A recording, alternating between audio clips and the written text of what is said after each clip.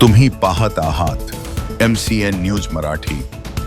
महाराष्ट्राचे माजी उपमुख्यमंत्री स्वर्गीय अजितदादा पवार यांच्या जयंतीनिमित्त जळगाव जामोद कृषी उत्पन्न बाजार समितीत अभिवादनाचा कार्यक्रम पार पडला।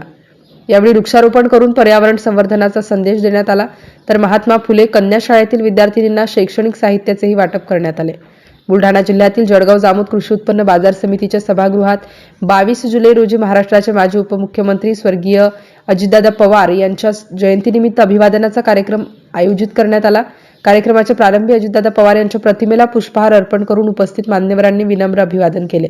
यावेळी राष्ट्रवादी काँग्रेस पार्टीचे जळगाव विधानसभा अध्यक्ष रंगराव देशमुख, राष्ट्रवादी काँग्रेसचे तालुकाध्यक्ष संजय धुर्डे, काँग्रेसचे जिल्हाध्यक्ष प्रकाश पाटील, उद्धव बाळासाहेब ठाकरे गटाचे शिवसेना नेते दत्ता पाटील, कृषी उत्पन्न बाजार समितीचे उपसभापती प्रशांत अवसरमोल, संचालक मनोज राठी, ओबीसी तालुकाध्यक्ष संतोष पांडे तसेच बाजार समितीचे अधिकारी, कर्मचारी, पदाधिकारी आणि राष्ट्रवादी काँग्रेस पार्टीचे पदाधिकारी आणि कार्यकर्ते मोठ्या संख्येने उपस्थित होते। स्वर्गीय अजितदादा पवार यांच्या जयंतीनिमित्त अभिवादनासोबतच वृक्षारोपण आणि विद्यार्थिनींना शैक्षणिक साहित्याचे वाटप करून समाज उपयोगी संदेश देण्यात आला। या उपक्रमाचे परिसरातील नागरिकांनी स्वागत केले। MCN न्यूज मराठीसाठी ज्ञानदेव राजनकर, जळगाव।